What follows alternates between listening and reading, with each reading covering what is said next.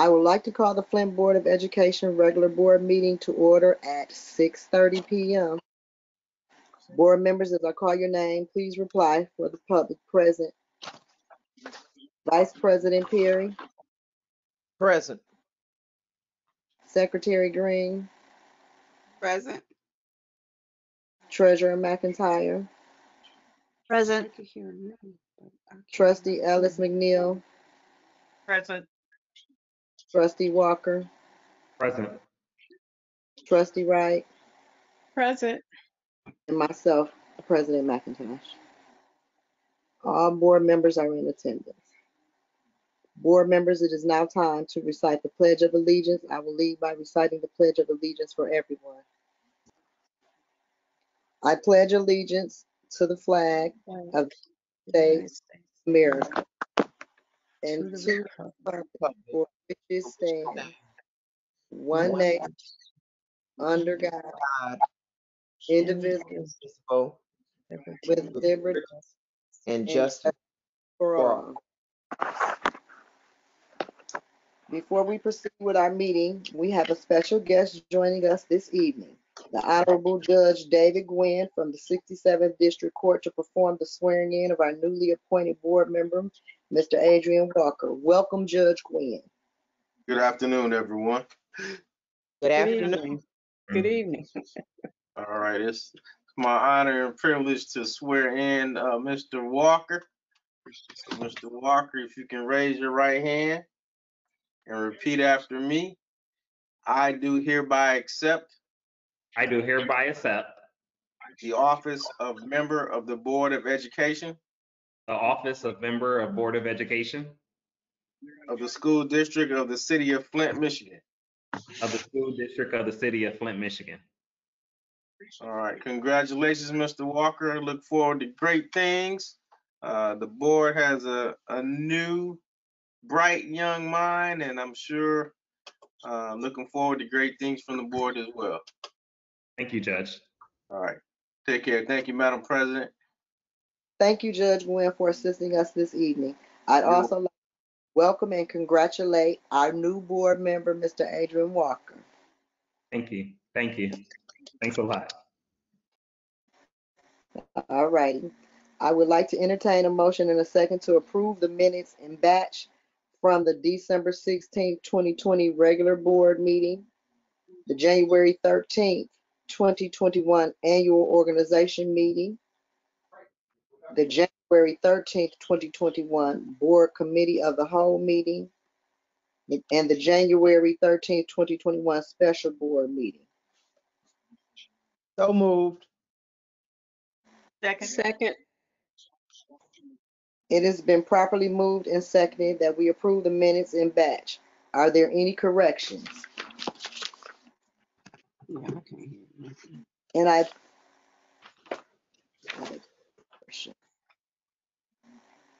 okay. I think it was. Seeing none, the motion to approve the minutes in batch will be conducted by a roll call vote. As I call your name, please say yes or no to approve the minutes. Vice President Perry, Yes. Secretary Green, Secretary Green. We done lost it. Right. Treasurer McIntosh. Yes. McIntyre. McIntyre, yes, I'm sorry. That's okay. It's not, but it's not you voting. Yeah. Yes. Yes, I approve.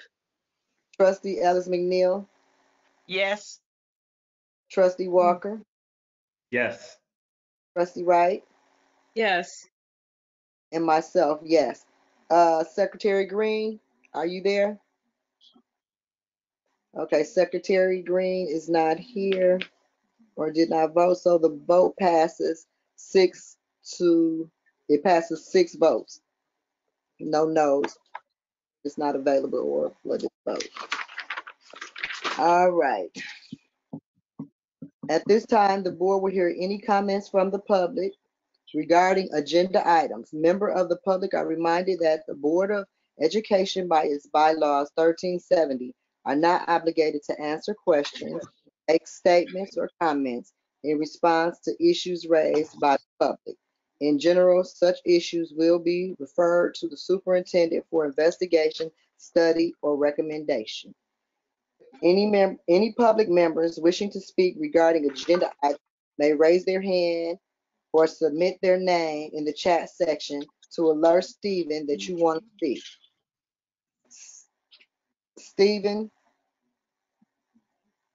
Good evening, board. I do have a hand raised for Mr. Arthur Woodson. So I will go ahead and pull him up here just a second. All right, Mr. Woodson, you are unmuted on my end. Feel free to unmute and you may begin. Oh, can you hear me? Yes, sir. How you doing? My name is Arthur Woodson, 402 West Stewart Avenue. I was wanting to say something real quick about the hiring of Mr. Walker. I have nothing against him. I hear he do good work, but I have an issue because technically Ms. Moore never was on the board. So that seat was never occupied. So that seat should have went out for another vote or either went down to the next highest winner. That's how I saw it. I mean, I could be wrong. I don't know.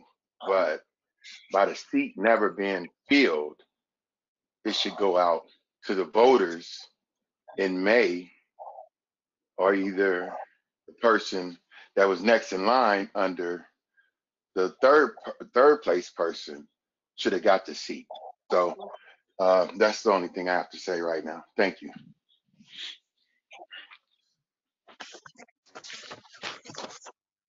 are there any more speakers? Yes, ma'am. I did get another hand raise from AC Dumas. I will unmute them now. AC, if you would unmute yourself and you may begin. Good evening, excuse me, board members. My name is AC Dumas, and I reside in Flint, Michigan.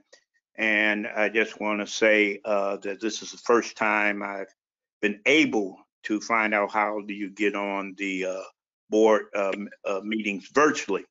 And I'm glad that someone told me how to get on the board meeting. I just want to say that it's a few items that I want to discuss, but I didn't see them in your agenda. And I guess it limits the public from saying what they want to say in reference to the board, because as you said, if it's not an agenda item, of course, I think it's the public time, and I think it should be duly noted that the public should have the right to say, what they want, long as, it's respectful as far as the Board of Education and what's going on. I did hear the roll call of trustees. I know that you're trustees in a sense of the word trustees, like the Flint City Council members.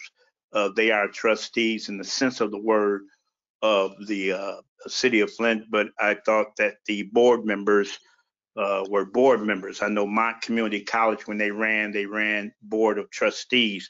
I know my school, University of Michigan, is a board of regents. I didn't know that the Flint Community School are not board members, but trustees. So maybe that's something that happened that the public wasn't aware of.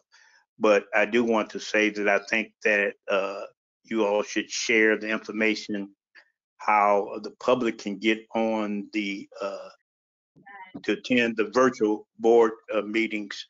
And again, I've been trying for some time to get on, and I called somebody today and they sent me the link, and I'm appreciative to that. And with my last 54 seconds, I want to say that, when the new superintendent was selected, I have the hottest broadcast on Saturday mornings, WFLT, The Truth Shall Make You Free, at 9:30. And I tried my best to interview the new superintendent. And it seems like your public relations person, who is, I don't know if they even live in Flint, gives you the runaround. And I don't think that the public, especially the voting public from the city of Flint, should be given the runaround. You know, I am glad that the new deputy superintendent, I know him, maybe I'll reach out for him. Just want to interview to let, find out what's going with the Board of Education. Thank you kindly. Thank you. Is there anyone else, Stephen?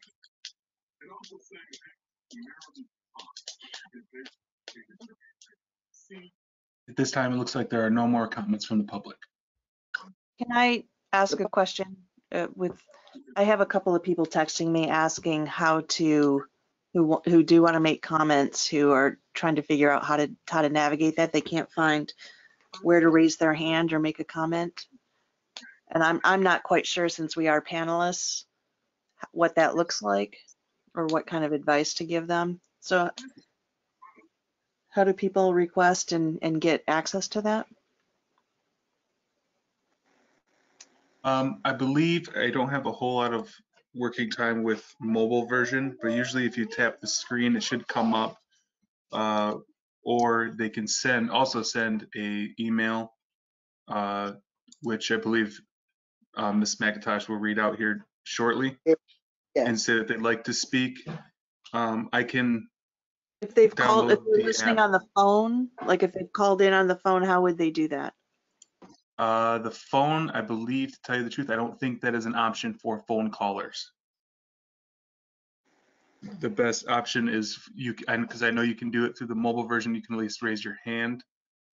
I believe I can unmute them as well, but they have to have an email address in order to log in and be unmuted as an attendee.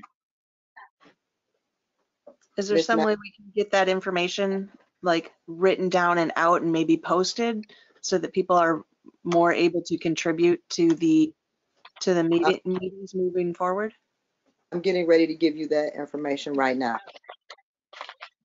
The public is reminded that you may also send an email to FBOE in capital letters at flintschools.org to have comments read at the next meeting.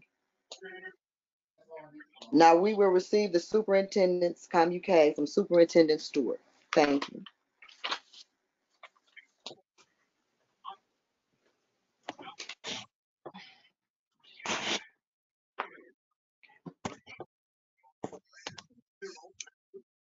Good evening. Good evening.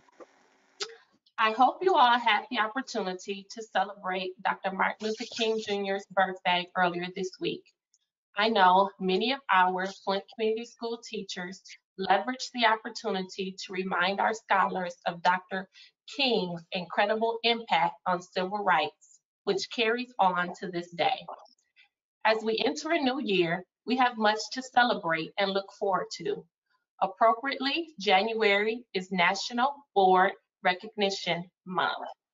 And I would like to recognize each and every one of our board members, as well as our newest board members, Laura McIntyre, Joyce Ellis McNeil, and Adrian Walker. Welcome to the team. The Flint Community Schools District is pleased to welcome each of you and thank you for your service to our community. We look forward to working alongside of you to support our families and remain Flint focused. At Flint Community Schools, we understand firsthand the impact of those who serve, and it truly takes a whole community of leaders to support our scholars. At Flint Community Schools, we also want to recognize the loss of two critical members of our school community who recently passed. It is with a heavy heart that I share Ms. Olga May Henley, one of our teachers at Brownell STEM Academy, passed away in December. Ms. May Henley began teaching at Flint Community Schools in 1980, and many of you know her as one of our third grade teachers at Brownell STEM Academy. Throughout her 40 years in education, Miss May Henley served as an educator at several schools that some of you may recall: Sobey, Gundry, Homedale, Merrill, Lawndale, Bunch, Bryant, and Holmes. We know she is remembered fondly by all of those she encountered. She was passionate about teaching, learning, and supporting every scholar. Memories of her bright smile will always carry us through tough times. I would also like to take a moment to remember Miss Danielle Brown, who passed away last week. Although she was not a Flint Community School staff member, she cared for our scholars like they were her own. There is no doubt that her legacy will have a long-lasting impact on all those she encountered. Ms. Brown worked at the Flint and Genesee Literacy Network. A product of Flint Community Schools, Ms. Brown was known for her volunteerism and for having the heart of a servant. She served as a mother-like figure for so many of our scholars and took them under her wing to help them build on their literacy skills for long-term success. Ms. Brown will be remembered for the countless hours she dedicated to helping, serving, and ensuring scholars' needs were always met. Our district would not be where we are today without the dedication of people like Ms. May Henley and Ms. Brown.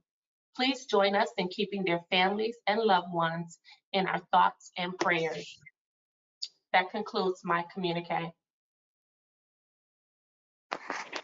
Thank you.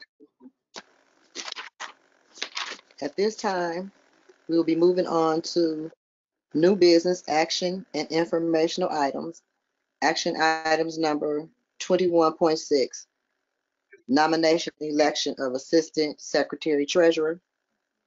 Board members, Ms. Ellis has reconsidered declining the nomination and has asked that we consider electing her to serve as Assistant Secretary Treasurer for the 2021 year. Does any board members have any questions? Are there any other nominations? Seeing no other nominations, I seek a motion and a second to nominate and elect Joyce Ellis McNeils as Assistant Secretary and Treasurer for 2021. It has been Yes, So I moved. nominate Joyce Ellis McNeil to be Assistant Secretary Treasurer. Second. It has been properly moved and second that we elect Ellis McNeil to Assistant Secretary Treasurer for 2021. Are there any questions?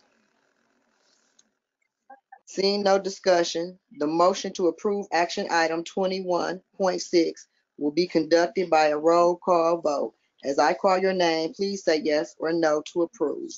Vice President Perry, Yes. Secretary Green, Yes.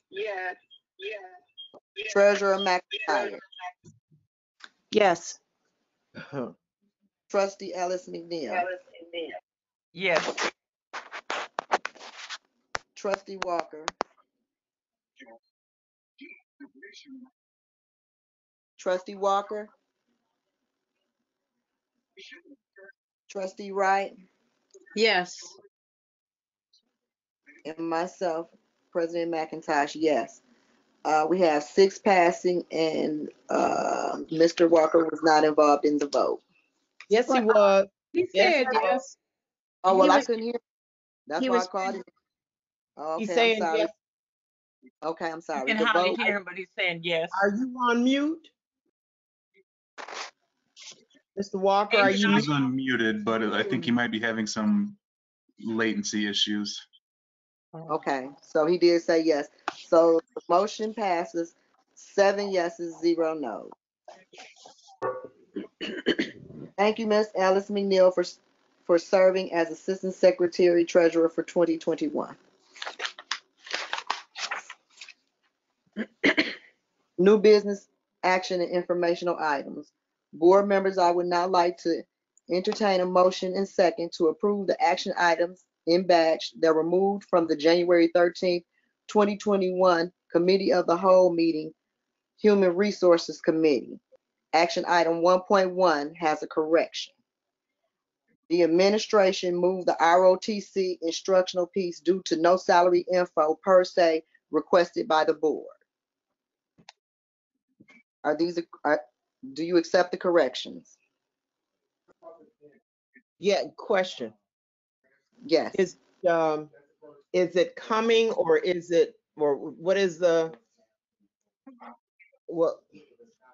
Assistant, can I have the assistant, can I have the superintendent speak to you about that piece? Later?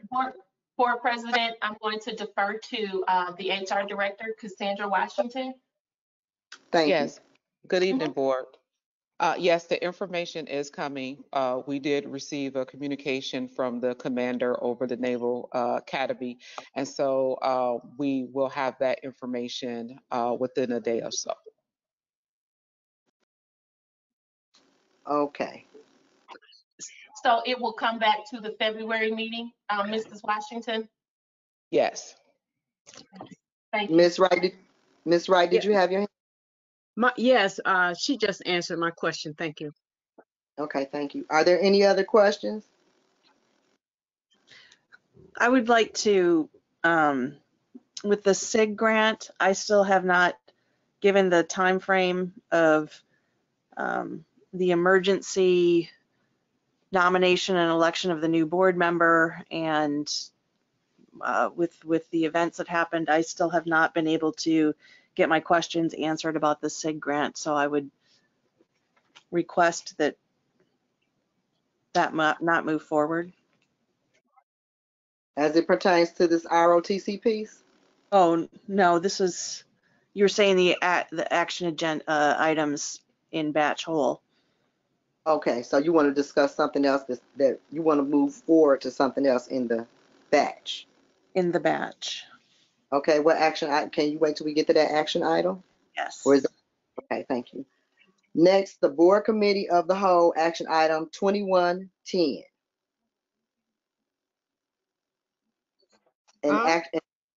Okay, I was supposed to read them all. I'm going to go down the line, I suppose, but we had a correction. So we had to get the correction out there and information for that. So all of this goes together. The board committee of the whole, action item 2110, and the academic committee, action item 25.1 through 25.3 is asked to be moved in batch as part of the batch move. What's happening to the Finance and Operations Committee information? Okay, let me see where we're at. That's in between the two actions. So we're at page 16, right? Is that where you are? So is Ms. McIntyre requesting to vote separately on the SIG grant piece? And if so, then she would have to make a motion, I think would be what is necessary if she did it that way. I thought that's what she asked. Did she say she'd like to make a that she wanted to vote on it? Okay. Point of order. We Yes. are jumping all over the place. Right. Now I'm totally confused of what's even going on. Okay, so here we are. Board members. 1.1, we did 1.1 and you took something out. So 1.1 have we voted on 1.1? Well, they were in batch, so do we need to vote on these items separately? Because we can, I'm sure. So if we voted all this on in batch, isn't it already, it's voted on now? Right, exactly is what I thought. I just want to inform you of the corrections to 1.1 because they noticed the discrepancy late. And we had already discussed the items, but we requested at the last board meeting that if we didn't have the salary, that this would be removed. And okay, I'm sorry, go ahead. No, you're fine, go ahead. So now if we're at the finance and operations, as Ms. McIntyre stated, that's only information. So we're not even voting on that. This is just information given to us. Right. The next grouping, but we're okay. Are there any questions? No. Are there any further questions? Well, we have to say it has been properly moved and seconded. So Ms. McIntyre, are you saying? And then we will have take a vote if that's the case. These are already voted in batch, so it has been properly moved and seconded that we No. approved all the. Point of We clarity. haven't voted on anything. I need a Also, motion and a second to move it in batch.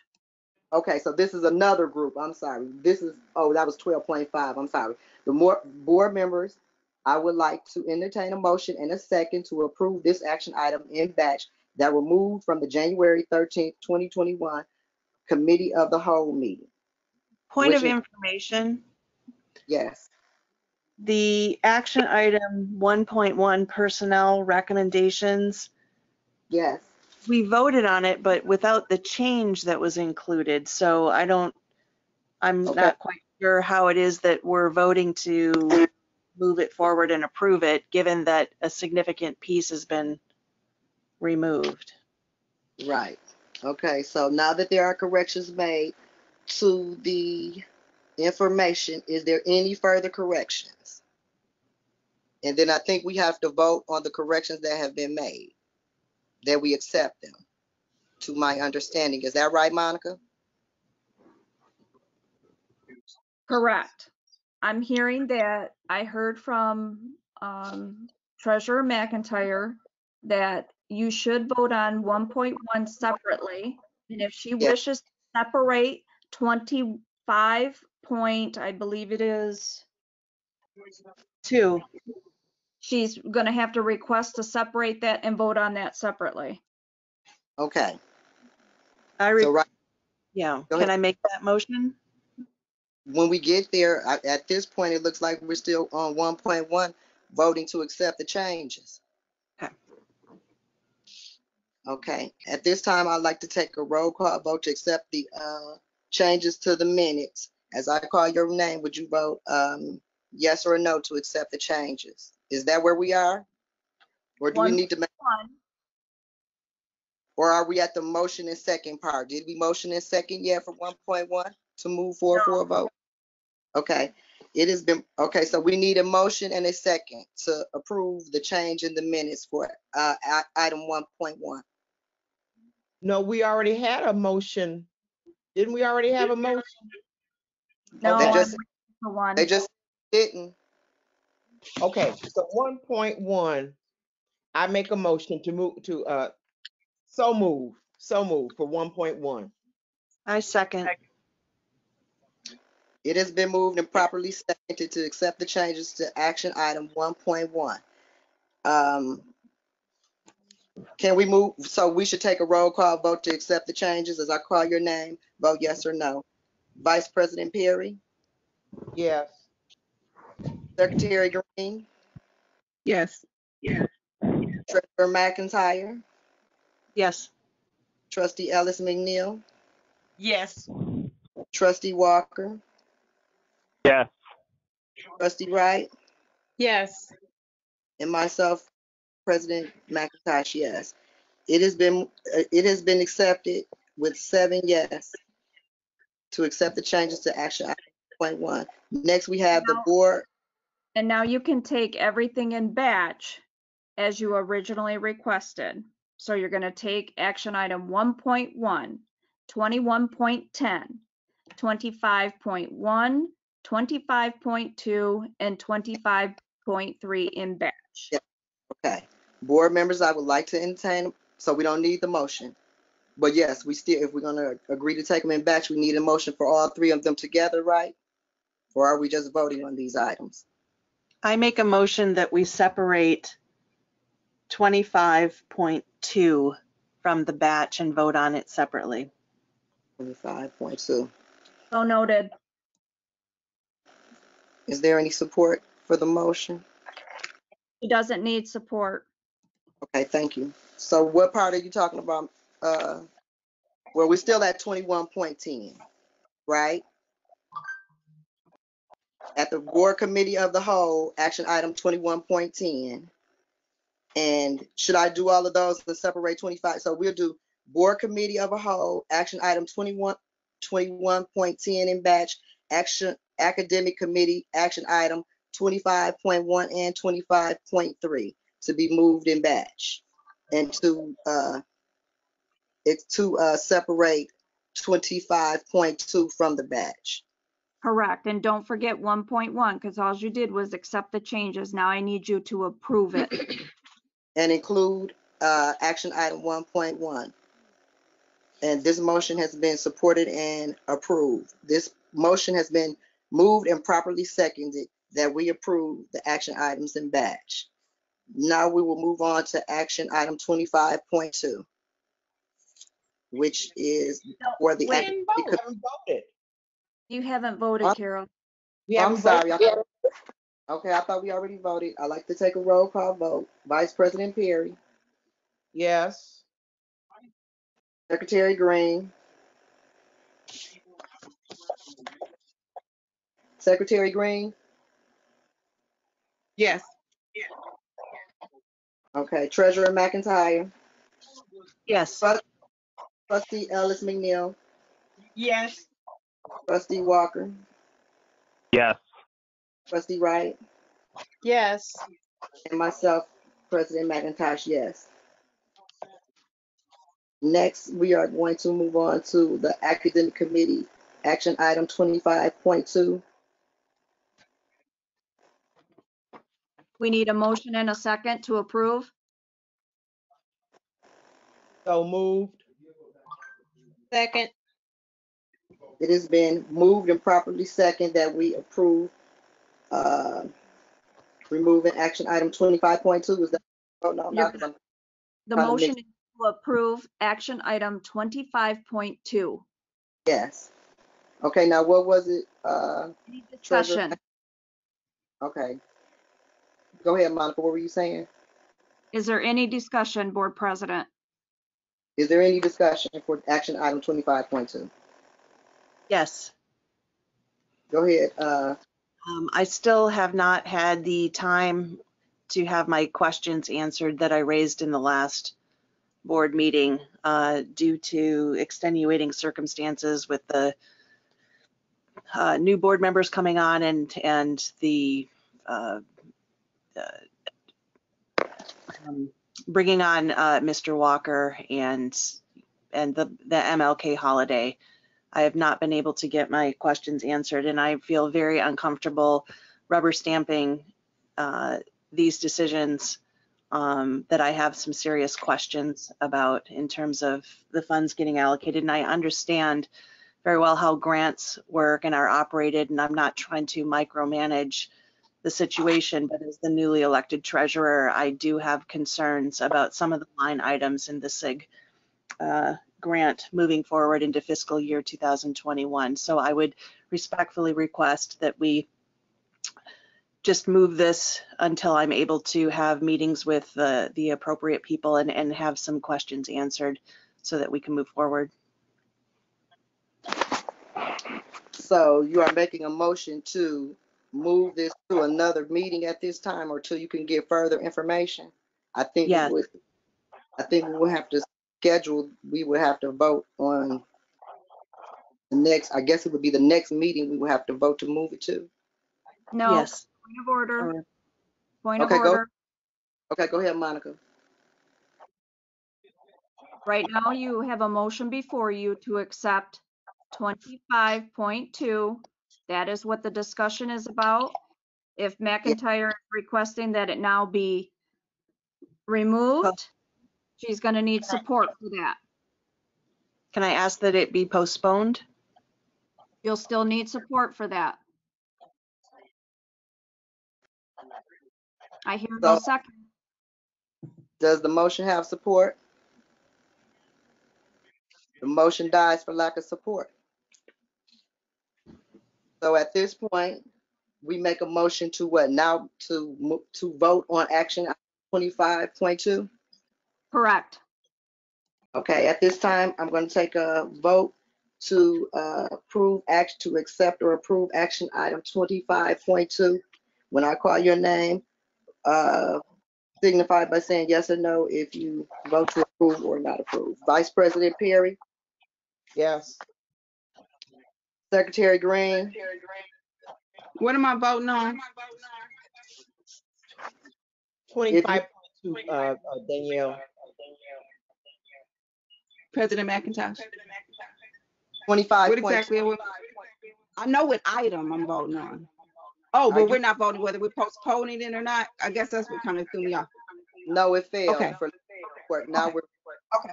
So yes for me. I'm sorry. we're okay. Trustee McIntyre. No. No. Trustee Ellis McNeil. Yes. Trustee Walker. Yes. Trustee Wright. Yes. And myself, President McIntosh, yes. The motion passes 6 yeses, 1 no.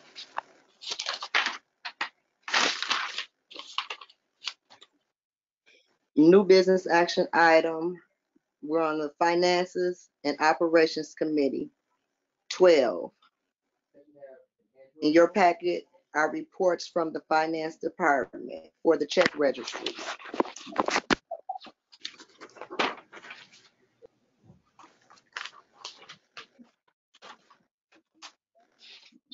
Are there any questions? I provided the check register, the balance sheet, the budget versus actuals, and the EDAP for information purposes. If you have any questions, I can answer them. And that is Ms. Dumpre. Yes, ma'am. Ms. Dumpre. Thank you. Ms. Dumpre, I'll be texting you, well, calling you probably tomorrow. Okay. Thank you. Okay. Yes, I'd like to say, Ms. Dumpre, I'll be in touch with you as soon as possible tomorrow, as well as to commend you and thank you for your timeliness in preparing and distributing these check registers immediately the following business day for the past two registers that I've been a board member. I'd like to really acknowledge that and to thank you for doing that for us. Thank you. And you're welcome for me sending that out to you. Next, we have action item 12.2, the balance sheet from December 31st, 2020. Are there any questions about the report?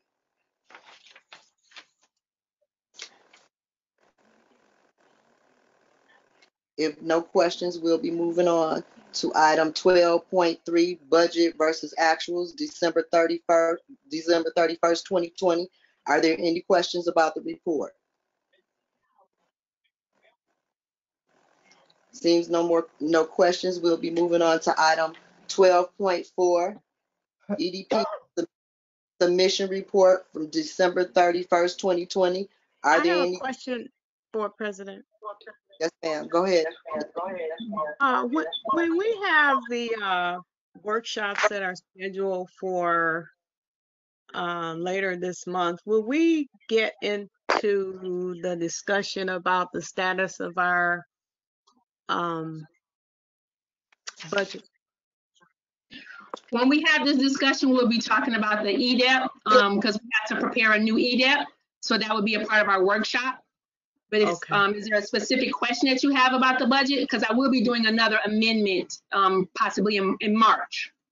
No, my concern would be a more detailed explanation about the status of the budget. So that would, if that's going to take place in the workshop, then that's satisfactory to me.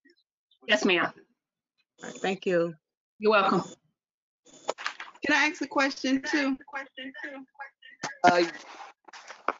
Secretary Green, got the floor. I'm looking for 12.4. I don't see a 12.4. I know you say 12.4, but I don't see that. Is that something missing? It is on. Let me see if I can find the page. Okay, maybe I got a missing page. Your packet. It should be page 34. Okay. Thank you. I have a terrible echo. Just one. That's me, I think. I'm sorry. I don't see a 12.4. What's going on here? Okay. Did you find it, Ms. Green, or you weren't able to find it? 12.4. I don't even see that on the agenda. I Are we looked saying over. 12.24? It's Do letter, everybody else got a it's, 12.4? I have a 12.4, it's F 12.4. Where is that? Oh, I I'm don't looking see at, none of that. I I'm don't looking have at it either. board, I'm looking on board book, so I don't know. Oh, it's not. I don't. Okay. Okay. No worries. No worries. Oh, Danielle, I think, or sorry, Ms. Green, I think, do you have a physical copy that Monica gave us that was corrected, I believe? I'm texting Mo now, so I'm getting the messages. But Okay. President McIntyre got an update, and I didn't have that at first. Yeah. So thank you. Yes, it's with the registry forms, Ms. Green. You know, the same thing is listed as 12.25 also. That helps. Thank you. Okay. Monica, do you have any idea where? I sent an email to the board because I had made an error on the agenda, which you have before you on the screen. Oh, okay. So I sent an email telling you that there was an error in the informational items as I numbered them. Oh, okay. Gotcha. That makes sense. Thank you. Is there any further discussion? Okay. New business action and informational items. Academic Committee of the Whole, 26. Board members, I will now turn the floor over to Assistant Superintendent Jones for an update on the extended COVID-19 learning plan. Assistant Kevin Jones. I am here. I'm trying to get control of the board here. I understand.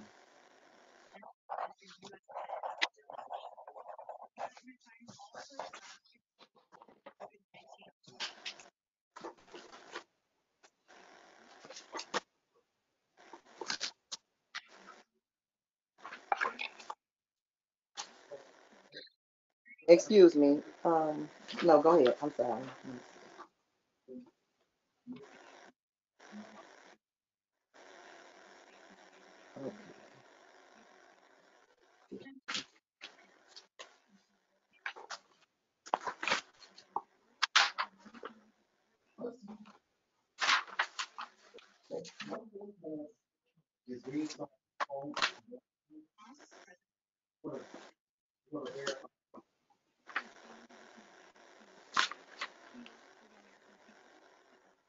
Do you need me to reinitiate that, Mr. Jones, or? Everything we're talking about now is on the board action.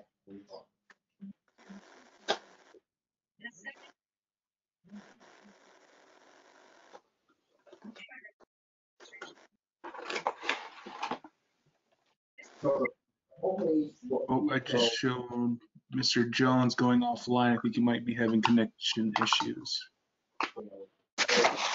Okay. I think he's the last person on our agenda. The last thing we.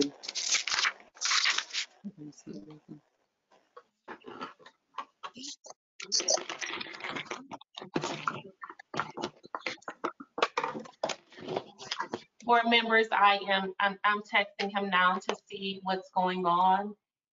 As he is towards the end of the agenda, and this has to be presented to you as it has to be presented every 30 days to you. So You think we should go to the next portion and come back to him? you want to do the membership report and then come back to the do 26.2 and then come back to 26.1. Okay. Let me see. Let me find that in my packet. Okay. We're going to go to the next item, which is the Academic Committee of a Whole, item 26 and 26.2. Comparative membership report from December 18, 2020. Is there any questions about the report? Oh, no, because we still need Assistant Jones for that, so we can't even do that for following the bill. No, we have to wait on the, Take any questions with the membership report if you have any. okay. Does anyone have any questions concerning the membership reporting? I think is what I just heard her say.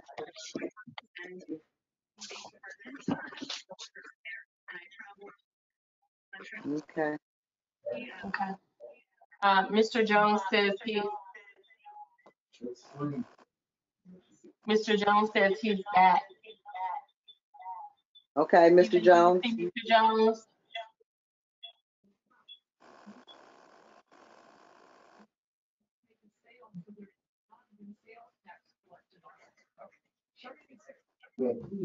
Sorry, he looks like he joined back in as an attendee. I'm moving him back over. Yes. Okay, all right. Can you hear me? Yes. Okay, I just need control of the screen now. Okay, here we go. Can you see my screen? No. Mhm.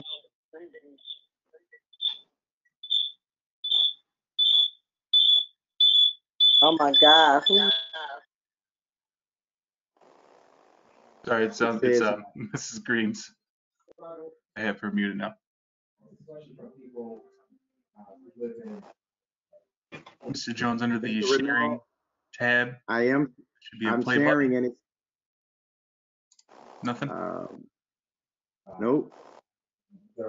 It says play, but it's not showing. It says showing main screen, but it's not. It says you're Underneath, low. there's a drop down tab there. It should let you pick between the programs that you want to use. There should be the option, I'm assuming, like previous times, you want to use PowerPoint. Will it let you select the PowerPoint presentation? Can you see that? No. No. No, sir. Okay, every time I push play, Mr. Renaud, it goes back to pause. Every single time I push it. Okay, let me take control again and just try to give it back to you. See if that helps.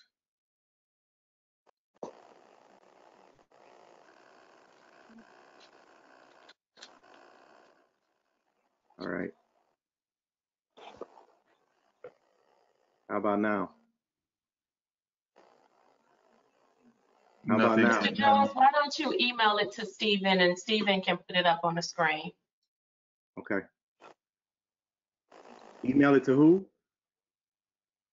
Stephen. Oh, I'll send you in the chat here or you send it to Monica and she should be able to forward it to me. I'm sure you have hers at the ready. I'll do it now.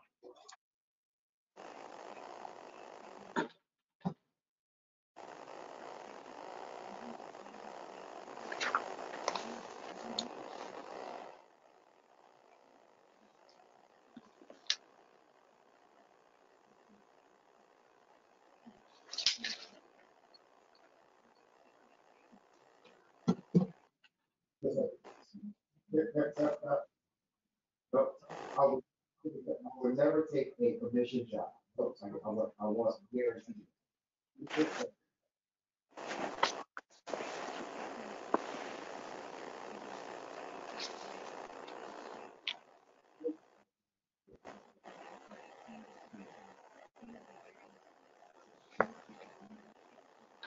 All right, Monica, you should have it.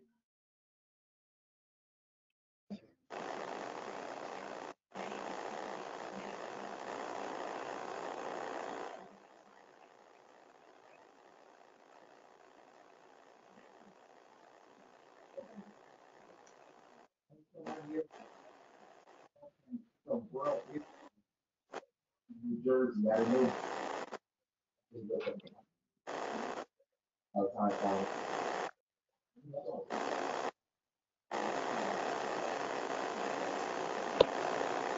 You have it, Mo?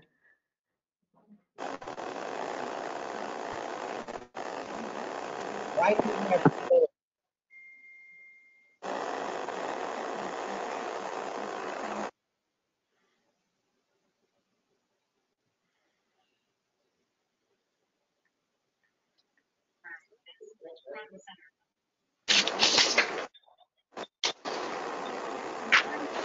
I'm sending it forward to Stephen. Yep, got it just now. Let me get this open and then we can begin.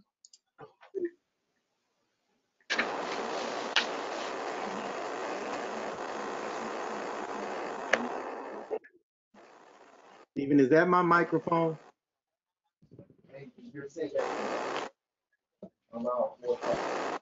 I do not believe so. I think that actually might be Miss McIntosh's. Okay. What do you need me to turn it down? It's Oh, making it's just some fuzzy fuzz. It's making a buzzy sound? Uh-huh. Okay, is everyone able to see that now? Yes. All right. Okay. First of all, sorry, board members, for that. Greetings to all of you. Congratulations, Adrian. Congratulations to you for your appointment, sir. Glad to have you. Thank you. So you can go forward. So we look at our engagement in our community holistically with our scholars, enrollment, connectivity, participation, and relationships. You can go forward. And so when we look at our enrollment, last month we were at 3280. This month we at 3310. Our completion daily attendance rate last month was 78%, and now it is 83% this month. You can move forward. Connectivity, we have given out 957 hotspots to our scholars. 3,180 devices have been have been distributed. 2,618 technology tickets, and those tickets include repairs, helping families, and also helping teachers with connectivity with our scholars. You can go forward. And that's just a breakdown of our schools and the devices that we have given out. You can go forward, sir. Thank you. Our special population served are English language learners, which they are embarking upon WIDA testing. We are preparing now. We have not been given any waivers for our state assessments, so we are preparing to ensure that our scholars are served. We have 805 scholars with IEPs, 150 scholars in self-contained and ECDD classrooms. You can go forward. Thank you. And so here, our scholars have taken their first round of DIBELS testing. As you can see here, as a district, 31.5%. This is K3. 31.5%.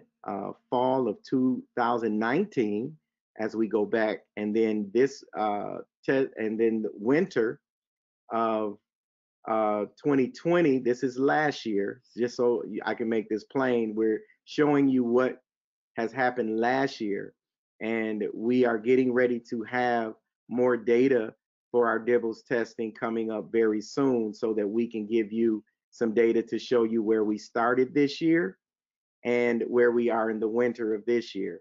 This data right here is from last year, so you can see the data from last year. This year's completion rate was 67% of our scholars were tested. That's getting our scholars on, linking with our parents to try to make sure that we can get all of our scholars tested. That has been a lot of work for our staff and teachers and wellness teams to connect So we are hoping and changing some things to ensure that we have more of our scholars testing. You can go forward. Same thing with our NWEA testing. If you look at the update section, this is fall of 2019 to winter of 2020, right before we were dismissed for COVID. Normally, we would have scores from fall to spring, but we only tested in fall and winter of last year. So we wanted to bring you some updated scores so you can see where we were. 46.6% of our scholars met their target growth in math, and 47.4% of our scholars last year met their target growth in reading. This year, the completion rate for our math and reading NWEA is 74.36% in math, and in reading 73.81%. Our NWEA winter test starts February 1st. The next time you see this document, you will be able to see this year's data from fall to winter. You can move forward. Thank you. Instructional support for staff, 117 elementary professional learning sessions for FCS staff. As you can see in the blue, the topics and what those topics include. 142 FCS staff members collaborated in Google Classrooms to share strategies, resources, and documents. 20 NWEA and DIBELS assessment support sessions that took place Monday through Friday from 8 to 9. 26 of 83 secondary teachers supported through one-on-one coaching. 12 professional development sessions have taken place. 2 parent, and this is all in 1 month, 2 parent group presentations. 2 academic tip sheets created and shared. Instructional technology support provided. 53 one-on-one technology device or platform related coaching sessions conducted. 26 building level troubleshooting requests resolved, and 115 new instructional technology devices delivered. This work was done by our district instructional specialist. You can move forward. Thank you. Family supports. We're happy to say that year to date, 18,243 calls have been made to our families from our parent facilitators. And a total for this month was 2,624. We've had 11 parent universities to support instruction and scholar engagement. You can move forward. 3 citywide events have taken place where our teammates have been online discussing how to work the online systems and what's going on in Flint community schools and how to connect. Our next one will be January 24th, 2021. You can move forward. Thank you. Our wellness team.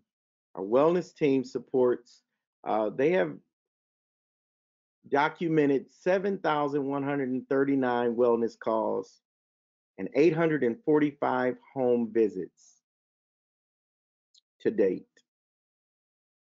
You can move forward. As far as CRIM, working with, CRIM is one of our partners. They have been given expanded learning for scholars on a monthly basis, health services, early education, supports, adult programs, family engagement, community economic engagement, graduation engagement workshops, and attendance workshops where parents were able to participate. You can move forward. Thank you. And lastly, to date, we have meal count since August 5th has been 481,487 meals to our community, and 1,390,693 meals served since March 2020. Hats off to Flint Community Schools and Sodexo for ensuring that our community was fed. Thank you very much. Mr. Jones, a clarifying question. In your data, the NWA and the DIPPOS data, you said that it was data from last year. Our kids took an assessment fall of this year. Do we? So I'm just trying to see, was that a? We have no data. We have nothing to bring it to compare to give a percentage of who met a winter score, because we haven't taken the winter test yet. So we wouldn't be able to show the data that shows you, where the scholars have tested as it pertains to did they meet their target growth. So that's why you see the completion rate, and we gave you the data from fall to winter for last year, so you can get a picture of what you're going to see in February. Okay, I just wanted to make sure that that was clear so that people understood that the kids took the assessment in the fall of this year, but the reason why we do not have any scores at this point in time is because we don't have anything to compare it to right now. Right. Okay, And we I just will. wanted to make sure that was clear. Yep. I have a question. Yes, ma'am. Can you go back on your screen? Can you go back on your, if not, go back. Okay. The health service. I'm looking at a lot of calls that have been made. And the referrals, what are some of the issues that the community, our parents, are having with health services, with some issues? Well, some things that I have been able to discuss with CRIM is just parents being able to know where they can get vaccinated. Also, where do I go if my kid needs glasses? Where do I go if my kid needs some support with their health? Just helping parents when it comes to their child's health has been something. Dentists and different things like that has been something that the CRIM has been supporting for a while now. Okay, that's great. Thank you. Are there any other questions from board members? So, Board President, we have a part B to this presentation. Okay, I'm sorry. No, you're fine. You're okay. Okay. So, board members, last week, as you may have heard, Governor Whitmer made an announcement regarding all K through 12 schools offering some in-person learning for families who wish to participate by March 1st. As of today, Flint Community School staff have returned to our school buildings. The staff all returned on Monday. Tuesday. They all returned on Tuesday, the 19th. This evening, I would like to share the plan to offer in-person learning for those scholars who would like to return to face-to-face instruction. We surveyed our parents, and 41.1% of our families want their child or children to return to face-to-face instruction. The other 58.9% want their kids to continue with remote instruction, and they would be allowed to continue with remote instruction.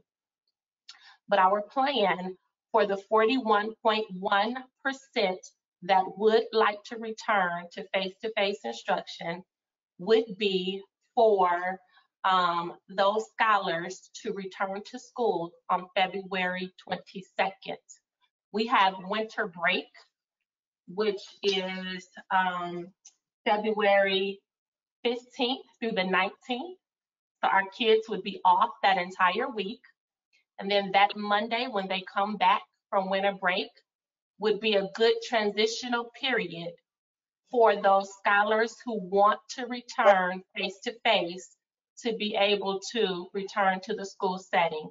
We were looking for what's a good transitional period to bring those scholars back. And after winter break, February 22nd would be a good transitional period. And since we only have 41.1% that want to return to school, we can do that safely with social distancing in our classrooms. And so we would be looking at bringing all of our pre-K through 12th grade students back. And our thought is on a hybrid approach. And so the hybrid approach would be, if your last name starts with the letters A through L, you would come to school on Monday, Tuesday. Students would not be in school on Wednesday. And if your last name begins with M through Z, you would come to school on Thursday, Friday. Wednesday, there would not be any scholars in any of our schools, and that would allow for our schools to be cleaned and for staff to prepare for the flip of the next load of kids to come in on Thursday, Friday. If Anita, my last name begins with the letter B, I'll be in school on Monday, Tuesday to do my face-to-face instruction, but Wednesday, Thursday, Friday, I would be online doing online work that my teacher had assigned me to do from my Monday, Tuesday session. That's how the hybrid approach would work. 2 days of face-to-face, and then your other 3 would be the online learning. We want to start off with our scholars only being in school for 2 days. Our scholars have not been in school at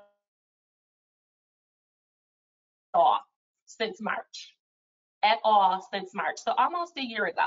And so we're thinking that if we can start off with 2 days just to see how it's going, we don't want to overload our buildings, our staff, nor our students. So if they can start off with 2 days, and then we can kind of assess it and see how things are going, and then potentially look at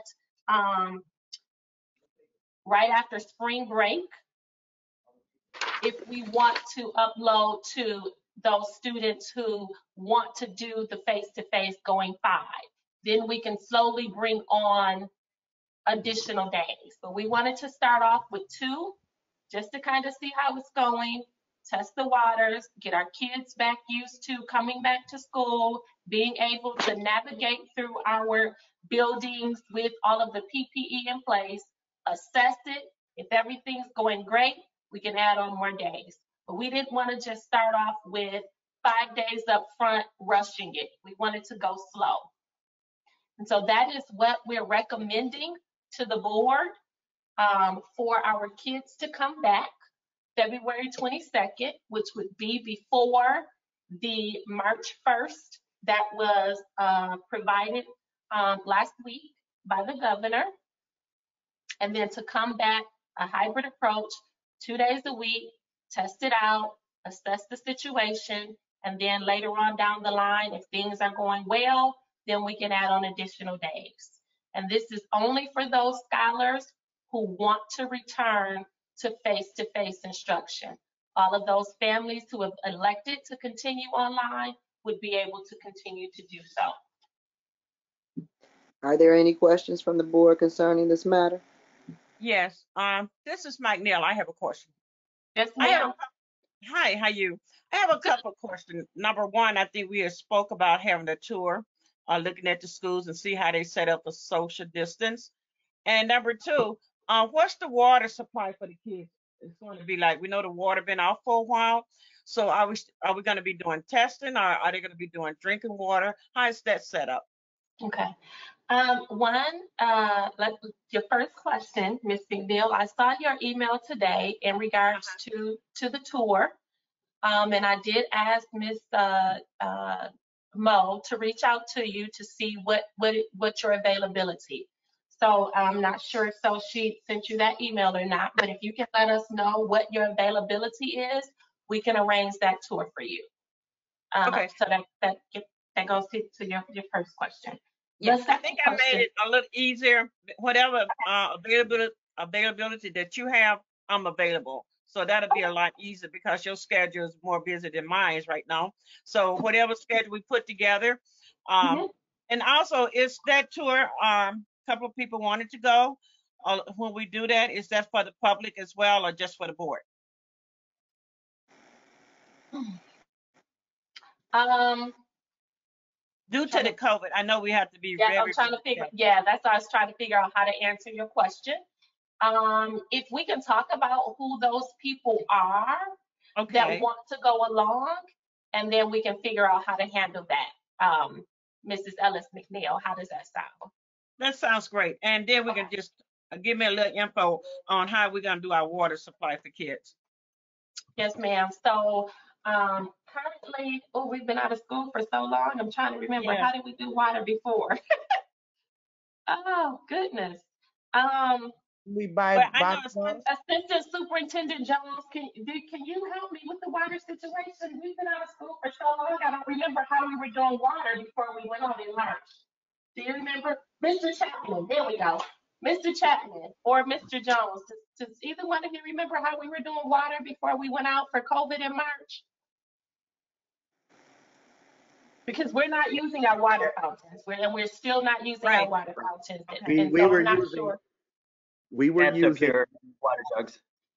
yep, the Pure water jugs. Mhm. So that's what we were using before we went out. And scholars would either use the cups that were given. They were cups that you can throw away as soon as you drink with them, or they brought their own water bottles and refilled it. That's what we were doing before we went out on COVID. Okay. Thank Thank you. you. You're welcome. I have a question. Yes, ma'am. Now that we do have the COVID situation, do you think we need to let it be known to our students that maybe they should not be refilling their bottles due to the fact that they may touch the dispensary in which they're getting the water from? You really don't know each child's health situation. So Mhm. should we continue to permit them to refill like that? So I do know that Eileen Tomasi, our health coordinator, so those were some of the things that came up in one of our meetings, and we are looking into what our options would be for our scholars. And then Okay. one thought was we may even have to go back to, because before the Pure water jugs, we used to give out little water bottles to our kids. And so one thought was we may have to go back to using giving out the water bottles to our students. Okay. And I had another question as well about the teachers. So will it be necessary for all teachers to be in the building if we're not operating at full capacity with our students? So the 41.1% are those students who have elected to come back face to face. We don't know Yeah. that 41 could be spread. It could be spread across the district. So do we need all of our teachers back in the building? Yes, because it could be that, and I'm just throwing this out there, not saying that that it's set in stone of what it's going to be. But Ms. McIntosh, you may have 3 students who want to come back face to face. Ms. Perry, you may have 5 students who want to come back face to face. So of the 41%, everybody's going to have some students, well, I won't say everybody because I don't know that, right? But the majority of our teachers are going to have students who want to come back face to face. And if a teacher does not have any students, then will they be forced to come in, or will they have a remote learning teacher option? Or So when our kids come back, remote learning is over. We're okay, back to pre-COVID, before COVID even happened. So remote okay, learning is now over, and we're back to face-to-face instruction. okay, all right. Thank you so much. Are there any other questions from the board members? So Mrs. McIntosh, I will need the board to vote on our So students I'm not sure. returning on February 22nd. Okay. So we need, So I have a that's moved. not, question. do I Wait a have a minute, second? wait a minute. Okay. I'm sorry. I have Green trying to talk to you guys. Do we have an update on the smart fountains, where we are on that? Because it's been a minute since we talked about it, but I just wonder what the status is on those fountains. And we can Mhm. avoid all this extra stuff we talking about if Yep. those are ready to go. I will defer to Mr. Chapman. Mr. Chapman, can you give an update on the water fountains, water stations? Yes, Kettering is still doing the challenge testing right now, and they have not completed that yet. How much longer do we think it'll be, and what testing are they still doing? They're just testing 2 different filters. So Mhm. I would imagine that they will be done next 2 weeks. Board Member Green, I would like to lift, when schools were shut down, Kettering had to shut down as well. And so that put a halt on the testing of the water filters. Absolutely. Yeah, and that's understandable. Yeah. And so Just I just wanted to share that. So you guys. okay, yeah, just want to know, whenever some testing is done, I'm not sure if they're doing it now, I'm not sure if Kettering is back, but Yes, ma'am, they're whenever back something and is they're done with the testing. fountains, if we could be updated or kept abreast what's going on with the smart fountains, that would be great. So yes, ma'am, they are back now, and the testing has started. And Mr. Chapman, you stated that they have an ETA to complete the testing by when? I would say within the next 2 weeks. Okay. And I'll so give a also report. I don't remember if the board members recall, there was also an issue with the filter. I remember that. Yeah, so Clearly. the first issue was Kettering, when all the schools shut down, Kettering shut down, so that put a halt on the testing. The second issue was with the filter, and it took a minute for Kettering to get a filter that was, help me out with the language, Mr. Chapman. NSF certification. Mm-hmm. So it took a minute, and so until they received the filter that had that certification on it, that put a pause on the testing as well. And there was several issues. The company went out of business, and Mr. Murdoch couldn't get a filter, and so there was like a few hangups that was presented to the board a few months ago. I remember that clearly. Okay. So I'm asking Mr. Chapman. So in 2 weeks it will be February the 3rd. If not, the fountains are ready. Can we be have an update since we put 2 weeks? Absolutely. Okay, thank you. You're welcome. Superintendent Stewart. Yes. Can you hear? Okay, I just want to make sure you can hear me. This is Adrian. I actually have a question relating to students returning back to school in person. And I know you mentioned you all will be monitoring the situation to see how everything is going, but I wanted to see if there was a specific metric that the school district will be looking at as it relates to potential positivity rates within schools that will maybe trigger schools being closed and going back to remote learning. Again, hopefully everything goes off without a hitch, but I just didn't know if there was a certain percentage of positivity within the school that would trigger things to return back to total remote. Great question, Mr. Walker. So prior to the governor making the announcement about March 1st, myself and Eileen, who is the Director of Health Services, we have been working with the public and the medical health community to determine metrics and milestones that we could use for one, when our staff would come back, and then two, when our students would come back. And in developing those metrics and milestones, we had a couple different numbers that we had like thrown around as far as the positivity rate.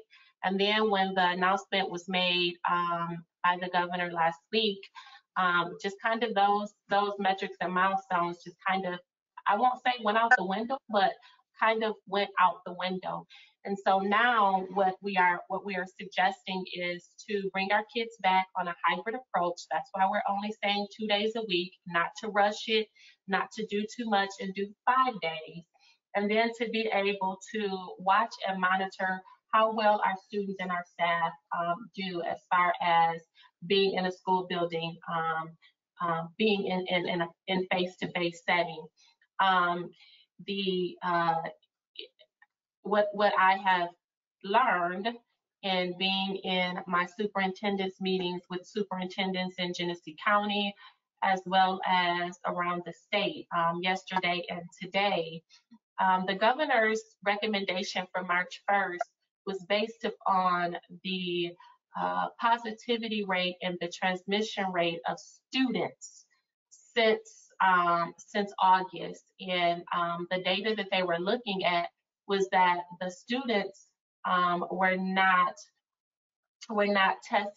testing positive, and they were not transferring the virus back and forth to each other at a high rate. And so that's why they made the decision to go ahead and recommend for students for districts to offer a face-to-face option for those students who wanted to return to school. And so we're going to be looking at for the next month how well our kids do, how well our staff do. CDC recommends that if you have at least 2 positive cases within a building, that you shut that building down for at least 24 hours to do deep cleaning. And so we're going to be looking to see if we have to shut any of our buildings down. And if we have to shut any of our buildings down, then of course we don't want to roll our students up for 5 days. If things are going fine and we're not having any cases within our buildings, then we want to slowly look at how do we begin to add on more days for our students to be in school. And I meet with the public and medical health community every Friday at 4 o'clock. And a part of that team, not sure if you guys are aware of the individuals, but it's Dr. Reyes from Hurley Medical Center, Dr. Reynolds, who is the doctor for the city of Flint, as well as the former pediatrician, and Dr. Verhoeven with Michigan State University.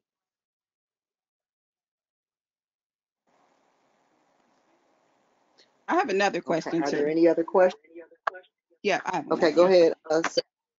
Just for clarification, did I hear that after March 1st, since the governor announced the return to school, that there will be no more virtual learning? No, Oh, ma'am. okay. You didn't get that. Okay. No, See, ma'am. I got a bad connection. No. So I want to make sure I'm hearing clear. No, it is, so the face-to-face instruction is for only those families who have elected to return face-to-face. All of those families who have elected to stay with remote instruction will have the option to stay with remote instruction. And from our last survey, we have 41% of our families who want the face-to-face instruction. So the other 59 will be able to continue with online instruction. Okay, so we don't know when the virtual learning will actually end because we're still going to offer it after March 1st. Yes, ma'am. We're still offering it through the end of the school year and possibly even next school year. Oh, great. Okay, I'm glad to hear that. Because right now it's a parent's choice right now. Right. Okay. I just wanted to make sure it was still a choice after March 1st. Yes, So ma'am. also filters, not for the coolers per se, but for the sinks. Would children wash their hands or staff wash their hands? Have we provided the filters that they need or the things they need to make sure they're getting clean water for drinking and washing their hands and sanitizing? Mr. Chapman? No, there is not filters on the sinks themselves, but there's plenty of hand sanitizer throughout the building. Okay. I'm gonna get back with you on that, Mr. Chapman, because I'm hearing something different. Okay. Okay. Thank you. Are I have a there question. any other? Yeah. Okay, go ahead. I was wondering, I hear that you've done, gotten some input from the parents. Just out of curiosity, have you gotten any input from the teachers and how the teachers feel about going back, and how comfortable they are with the safety precautions, and the rest of the staff, not just the teachers?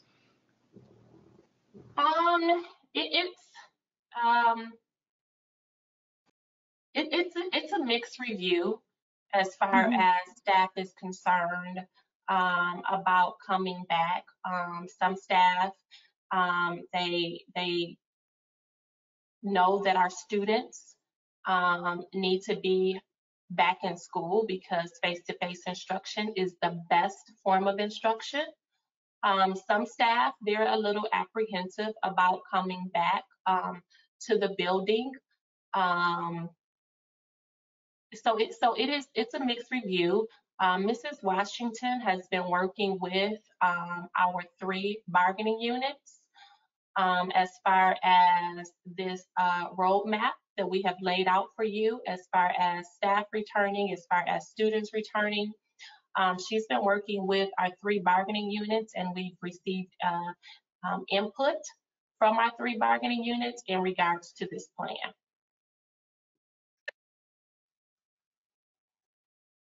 Thank you. You're welcome.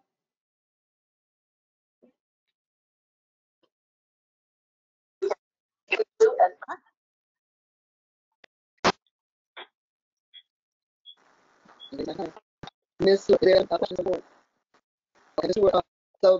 just for example, say we have a positive case or so we absolutely have an emergency cleaning plan, not just a regular cleaning plan, or is the, well, I guess the cleaning plan would be conducive whether it is a virus present or not. Okay, so scratch that question. Thank you. You're welcome. Is there any other questions? Okay, and I'd also like to ask Superintendent Stewart, because he assistant superintendent made me think about this when he mentioned the CRIM. Isn't it time for us to start looking into the partnership agreement, or don't we address that about this time of the year? We have a quarterly partnership meeting that's on January 29th, and I'm not sure if Mo has polled the board to see who would like to participate or not. Mo, have you polled the board about the January 28th partnership agreement meeting?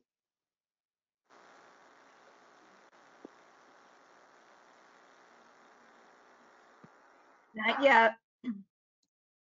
I guess my question is, because isn't this something Polly was working on? Yes, ma'am. Okay, so who will be handling this now that Polly's gone? Because I know we divided up those responsibilities. Are you speaking of the meeting? The meeting itself? Is that what you're speaking of, Ms. Board President? I'm saying just, well, not just the meeting, but handling the agreement and dealing with the partners themselves. Who will take that task on? So the workload was divided. If I think I know your question, the partnership agreement, the meeting and working with the partners, that's me. Okay. But you haven't started that work yet for this school year, since the meeting is on the 28th or so? So we have our first quarterly partnership meeting under myself, which will happen on January 28th. But as far as the work with the partners, that is just ongoing throughout the school year. So that work, there isn't a start or a pause to that work. We're just working collaboratively, ongoing throughout the school year. But we're going to give an update to all of the stakeholders, an update on the work on January 28th.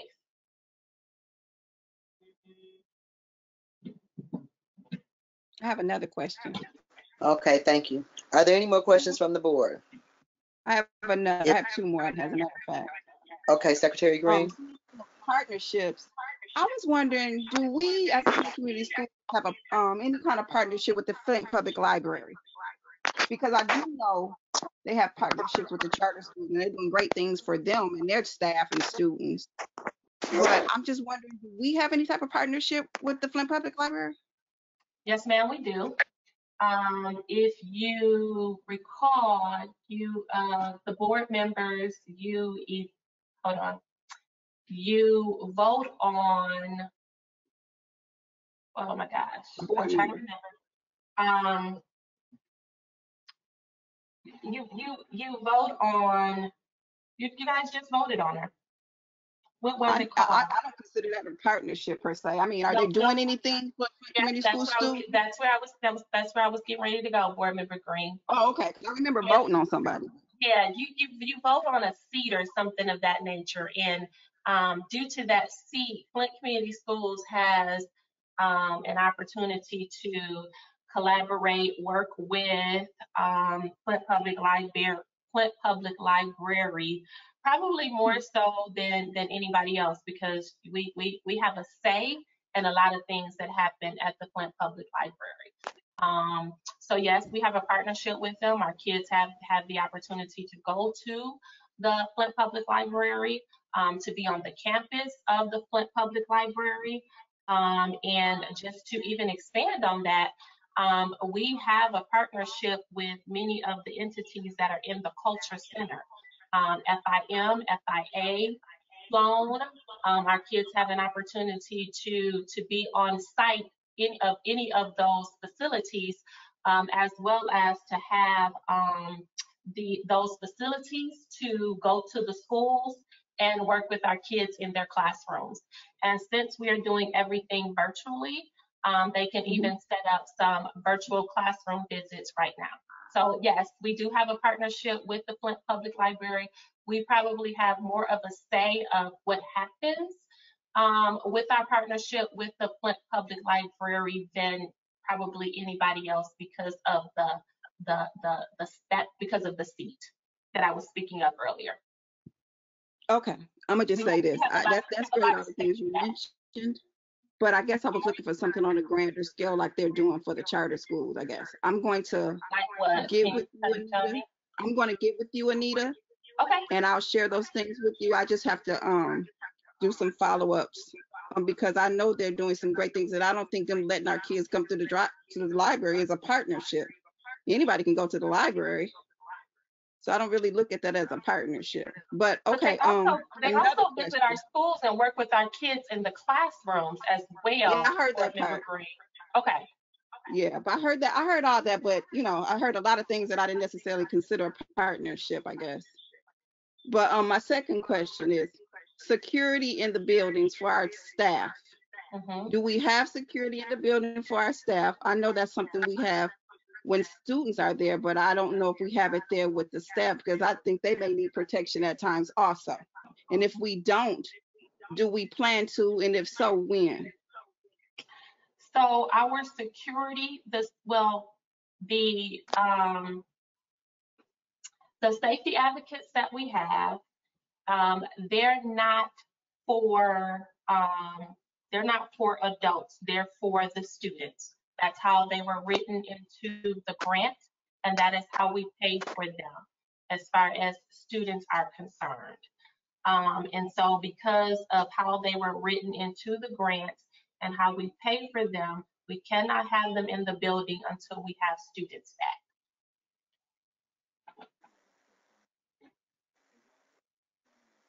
So no security for staff. Okay. No. So we don't plan to provide any. The way that we have them written into the grant and how we pay for them currently, is for students, not for staff. So we could not bring them back and students are not in the building. We will be out of compliance. Not unless the board want to pay for them out of general funds. If the board want to pay for them out of general funds, then the board could do whatever it is that they want to do with them. But for as long as they're grant covered, they can't be for adults. Okay, I just want to make sure I'm clear. So no, we do not have any plans, and if the board wants to take action on that, we can. Okay. Well, I'm Yeah, you confused want to pay about for what them kind out of of general security funds. Yes, it ma'am. was they were providing in the first place. I thought it was just. Wait, one person at a time. I'm sorry, there's an echo going on. I can't. It is. Ms. Green, are you done with your question? I understand clearly that the grant is written a certain way. I got that part the couple times you said it, but I just want to make sure I'm clear that we don't plan to have any security for staff unless the board plans to take action to change that. To pay for them out of general funds. To pay for them of course, to pay for them out of general funds. Okay. Yep, they would have to be paid for out of general funds. Yeah. Okay, thank you. You're welcome. I have a question. Just to be clear, the security we're talking about are the school resource officers through Teach Out. Is that what we're addressing? The safety advocates through Teach Out. Safety advocates. Okay, and what kind of security were they providing for students? So the safety advocates that we pay for through Teach Out, they do, they monitor the hallways to make sure students are in classrooms, not loitering, not skipping classes, making sure that the students are being safe. They also provide intervention with our students. If so they see that students are having a difficult time, then they can step in and be of a support and provide intervention for our students. Okay, I mean, yeah, I understand that. That's what I thought. I'm surprised that that's being described as security for students, but that's another issue. And I'm wondering why we would want to have that type of quote unquote security for staff members. I'm just confused. I'm kind of wondering what Ms. Green is asking. So, and yeah, not in favor of a third party Teach Out providing I any. just wonder, do they have any protection if something happens? Security, like any place, any security anywhere. Order, please. Please keep your comment. Don't mention personal names or anything of that nature. Direct your questions to the superintendent or whoever has the floor, please. Okay, go ahead, Ms. McIntyre. Were you finished with your question? No, I was just trying to address, I wasn't addressing anyone personally. I was just trying to address what the question that was being asked, that was being in discussion, trying to get some clarification. Well, can you speak to Ms. Green at another time about that? Because she would be the only person who could fill you in on that. Ms. Stewart wouldn't know why she asked that question, I don't think. Thank you, ma'am. I think we were making a motion on voting so we could vote on the hybrid approach. Is that where we were? Ms. Monica, can you get us back on track? Yes, yes. I do have a question because I wasn't sure if we were going to do the motion before the public comment regarding the COVID learning plan. I think we should, should we vote on that as a board? I mean, the script says this hybrid approach was, but they might have questions about the hybrid approach, I guess. Should we vote on that as well?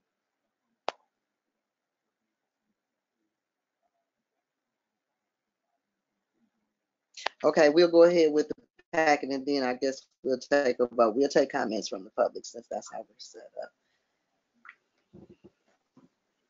At this time, I would like to give the public a final opportunity to address the board before we before we adjourn our meeting, which we're not going to adjourn because we have to vote on our hybrid approach, we'd like to give the public the opportunity to ask any questions. The public is reminded that you may also send an email to FBOE@flintschools.org to have your comments read at the next meeting. Okay. We are back at our vote on our hybrid approach. And we had a motion on the floor, and I think I was waiting for a second, actually. Second. So can we go back to, I think, Ms. Perry, thank you. I moved it. It has been moved and seconded that we, nope. It has been, right, okay, so it has been moved and properly seconded. And now we will take a vote as to adopting the hybrid approach. When I call your name, can you please reply with yes or no? Vice President Perry? Yes. This is, okay, Secretary Green? Yes. Secretary Green? She Did you said say yes. yes? Can you guys She hear said me? yes. Okay. Okay. Okay, Treasurer McIntyre? No.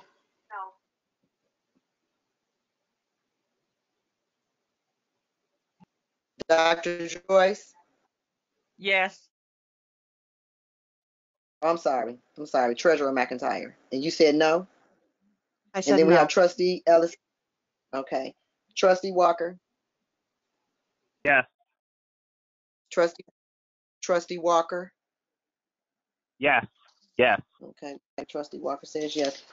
Trustee Wright? Okay, Trustee Wright? She's not here. Okay, and myself, President McIntosh, I vote yes. The vote passes 5 yes, 1 no, and 1 absent. So the motion passes. Okay. President McIntosh, you still have to allow the public to address the board about the COVID learning plan. Okay. Is there any members of the public whom would like to ask questions as it concerns our COVID-19 response plan? Do you see anybody, Stephen? Actually, yes, I do have some questions here from Karen Christian, but she said she would just speak to the board. So I will go ahead and get her unmuted. Is Assistant Secretary Jones still on the call? Yes, Mr. Jones is still here. I Okay, am. thank you. Okay, thank you. Go ahead, Stephen. All right, Mrs. Christian, sorry, you are ready to, there you go. All right. Awesome. Can everybody hear me? Yes. Yes. Awesome. Good evening. This is Karen Christian. I reside at 3611 Brentwood Drive in Flint, Michigan. Have all of my children gone to the Flint Community Schools, and my last one is at Southwestern Academy. I am also the president of the United Teachers of Flint. So I have some questions, and I know that you won't answer me here, and I know that someone will get back with me.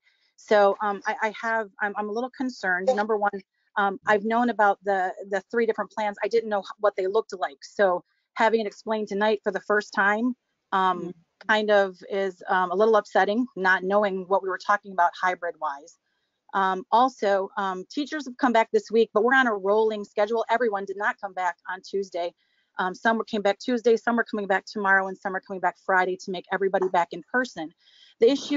Another issue that I have is teachers are coming back and cleaning their own classrooms. Now, we've been out for several months, and classrooms should have already been cleaned so that teachers didn't have to clean their classrooms when they came back, but some are having to clean their classrooms. So my question then is, if we're going back to a hybrid system, how can we guarantee, after we've been out for so many months and classrooms not been cleaned the proper way, how can we guarantee that these classrooms are going to be cleaned for when we have a hybrid system, when we have 2 groups that come at 2 different times of the week?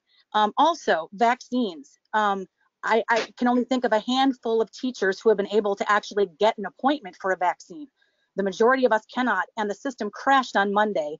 And a lot of people are very concerned about coming back face to face without having a vaccine. So what is our district doing to try to go about getting vaccines for us, because I know that when you go onto the website, there's a thing there that says school administrators and district leaders click here. And I know that several districts in Michigan have gone about getting the vaccine for their staff members so that they can be vaccinated at the schools. So what are we doing for that? Also, how is the hybrid system going to work for our secondary students who actually have a schedule? It works a whole lot easier for elementary than it does for secondary with the way their schedules are set up. And how is this really going to work for our special ed students who are some of our most vulnerable population of our students? So those are just a few of the questions that I have. I'm sure that there will be more as it comes on. But I think that just having a couple people working on different plans, teacher-wise, there's lots of people working on the plans, but only having a couple from each bargaining unit doesn't help us out when we don't really know what the plan looks like, and now we get it delivered to us at a board meeting. So those are my concerns. I'm sure someone will get with me, and thank you so much for letting me talk.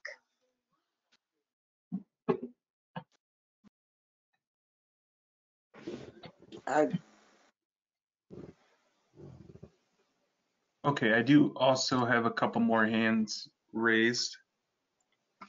Okay. So I also have a Deborah Ronaldo Hopkins. Ms. Hopkins, I have unmuted you. Feel free to unmute yourself, and you may begin. Can you hear me? Yes. Thank you. My name's Debbie Ronaldo Hopkins. I live at 1008 South Gale Road in Davison, Michigan. I've been with the Board of Education since 1987. And I just have one question. So when the kids come back hybrid, let's say they're 50-50. So 50% of the kids will come back hybrid. The other 50 will be taught virtually. Who will be teaching those children? Will I be teaching children in front of me sitting face to face and children on the computer at the same time? Is there a plan of action for that? This is my concern, a concern parents have had as well and have expressed that to me. So I'm looking for an answer as to what will happen. So my A through L children will come Monday and Tuesday. On Thursday and Friday, my M through Z will come to me. That I understand. What happens to the 58% that are at home on the computers? Who will be teaching them? Will I be expected to do dual teaching at the same time? That is the only question I have at this time. Thank you.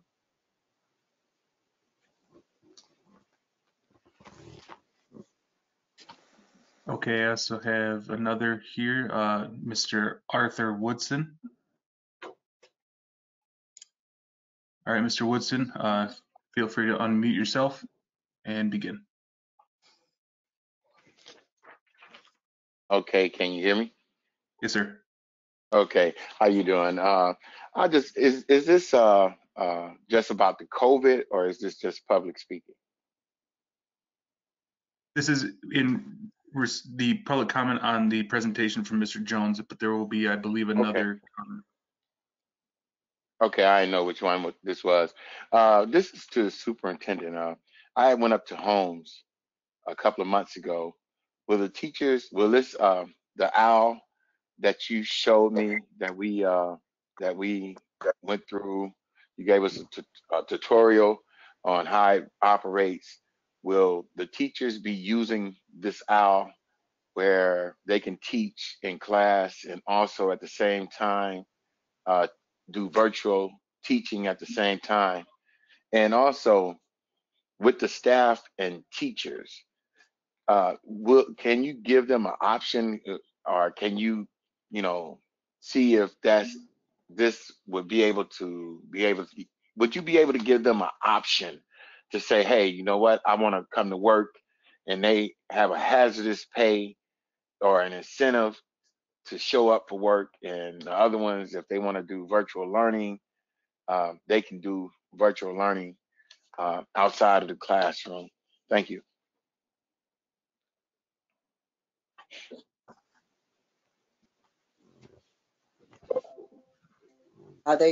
Is there anybody else out there, Stephen? No, ma'am, I believe that was it for the public comment at this time. Okay.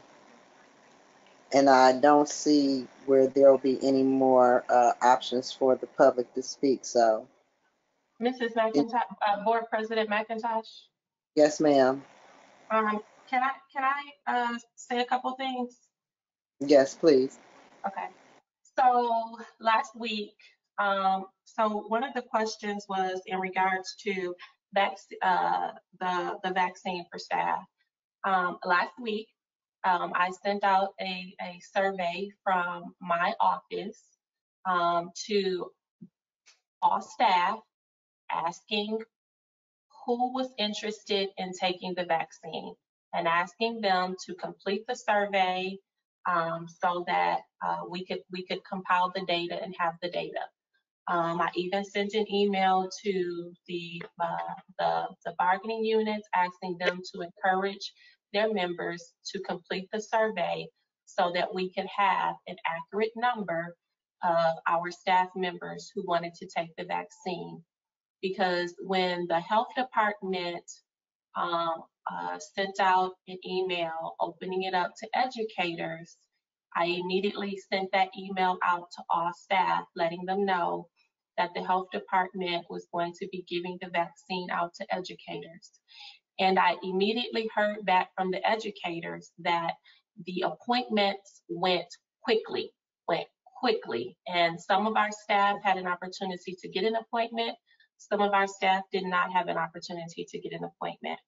So I therefore had Monica to send an email out to the everyone email inquiring of the number of staff members who wanted to take the vaccine.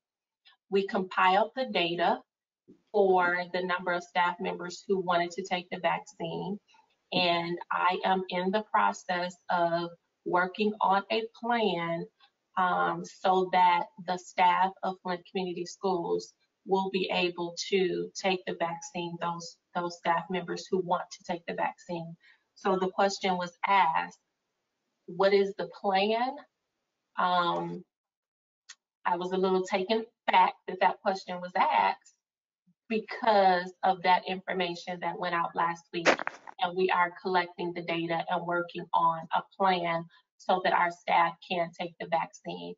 I am currently in the process of working with the health department so that we can possibly have a time and slot set aside for Flint Community Schools. Not etched in stone, I'm still working on it. But as of right now, every week, they're sending more information, and as they send information, I send it out to the staff, and we're right now still on the list, just like every other school district. But I'm trying to get something specific for Flint Community Schools. The question came up about hazard pay. We are going to be offering our staff, those who return, COVID pay. And so those staff members who do return, they will be receiving COVID pay. And that was something that Cassandra Washington worked with our unions to negotiate what that would be like when staff would be paid. And so our staff, they will be receiving COVID pay. We have had since probably about maybe October-ish, some of our staff members have been working with what is called an OWL. And an OWL is the ability for those students who are in the classroom, as well as those students who are remote, to be able to do in-time learning along with the teacher. Based upon the survey and school by school situation, we will have some situations where there will be a teacher who will be doing the face-to-face instruction, and there will be a teacher who will be doing the remote instruction. In some situations, we may have to have a teacher teaching face-to-face and using the OWL. We're bringing our staff back a month before our kids, so that we can continue planning and working out all of the kinks before our kids come back February 22nd.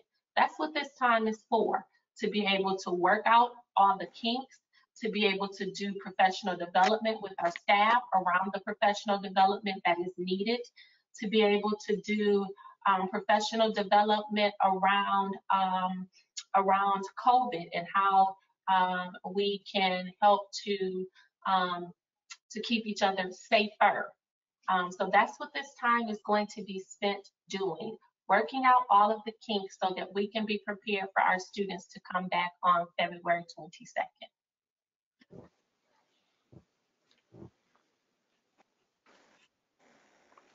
Okay. Thank you, Ms. Nita. You're welcome. Are there any other comments from the public? Stephen, do we have anybody else? Was that it? Okay, at this time, I would like to give the public a final opportunity to address the board before we adjourn our meeting.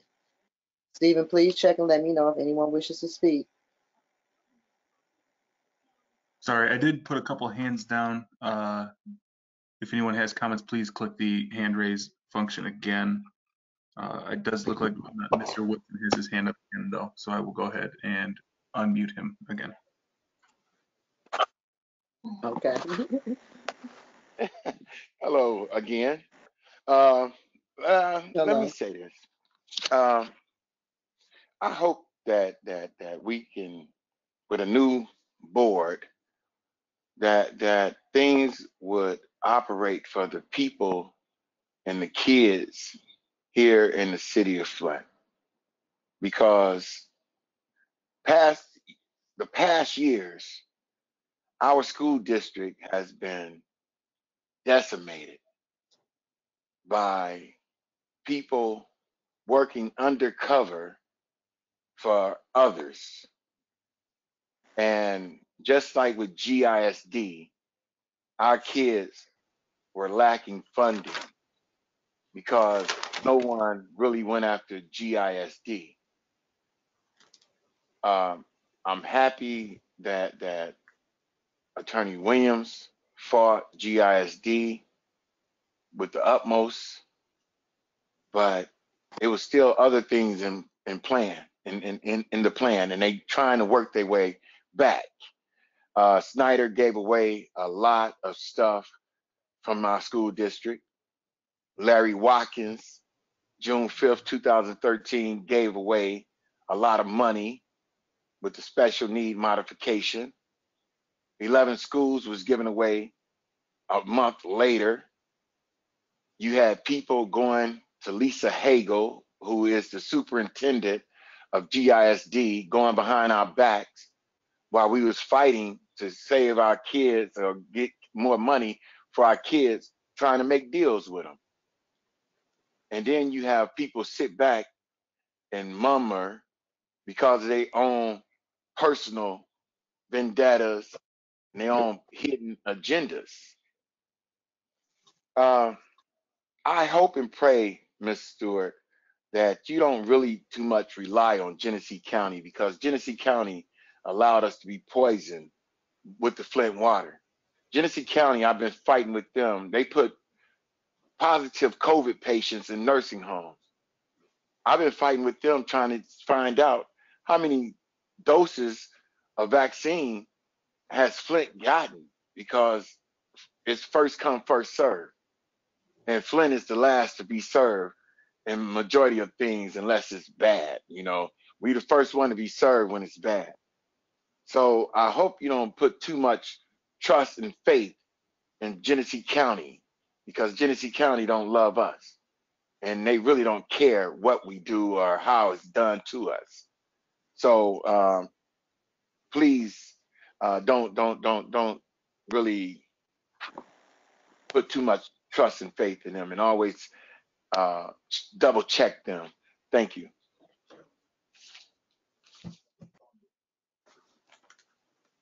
Okay, I also have another hand raised here, again from Mr. AC Dumas.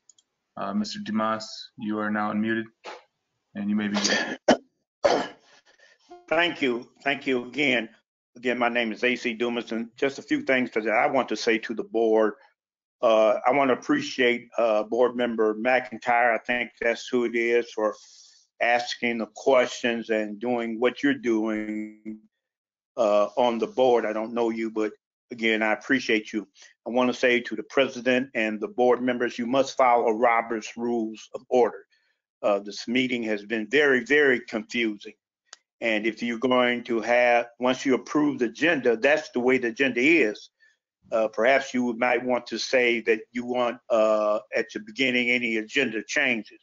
And also remember that this meeting is governed under the Michigan Open Meetings Act, and also the initiatives that the governor and the House of Representatives put forth. I want to thank Arthur Woodson, who led the fight against GSID, for his due diligence, and the community, the pastors that went out and fought. GSID has really done the board education for the city of Flint and our children very bad. I want to say that from the state vending summary, that water came for the water crisis. The Flint Community School got $1.6 million and some change. And this is what the state of Michigan put on their website. And I do have a copy of it. Whereas Genesee Intermediate School District got $22 million, over $22 million. And as Mr. Woodson said, you had board members that was undercover going and fighting against the people that were trying to help the district. I often say, as I tell any other public body, don't think the public is dumb. Don't think we're naive. A lot of us are degree holders, and we fight for our community every day. As I do say, I want to say that I don't have any children in the school district. My son graduated 20 years ago from Central, and he lives in Kentucky with my grandbaby. So I have no children in the school district. And if you want the children and parents to send their children to the school district, it has to be appetizing to them, or they won't send them. Anytime I hear collective bargaining called in and saying that they're disagreeing, they're just confused and whatever, I hear board members who confused. Well, if you're confused, then you know the general public probably is confused. Again, I urge the this board to follow Robert's Rules of Order. I've never seen a meeting that's been ran like this meeting before. And thank you for your consideration.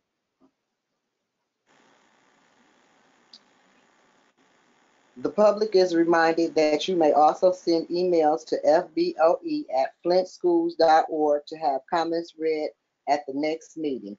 Before we adjourn, would any board members like to make a comment? Yes. Hi, President Carol. This is McNeil. How you doing? I'm wonderful. How about yourself, Ms. Can you hear me? Minerva? Can you hear me? Yes.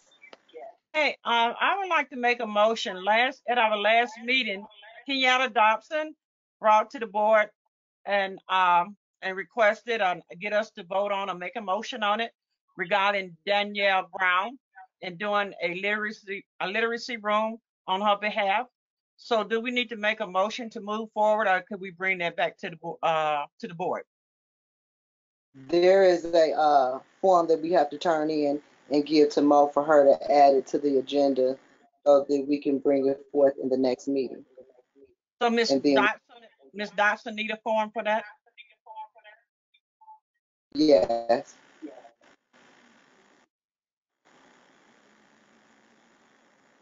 Are there any more questions? One more question I do have. The teachers that wants to take a vaccination but they can't take one, are they required to come back into the school, or do they give them a waiver? Superintendent Stewart, can you speak to that? Teachers that want to take a vaccination but can't, are they required to come back into the school? Yeah, but do they have do you give them a waiver? Since it seems to be a shortage, or they backed up and you got them coming back in, but if they're uncomfortable coming in without the vaccination, is there some type of waiver that they have, or do they still come in? No, ma'am, there isn't a waiver.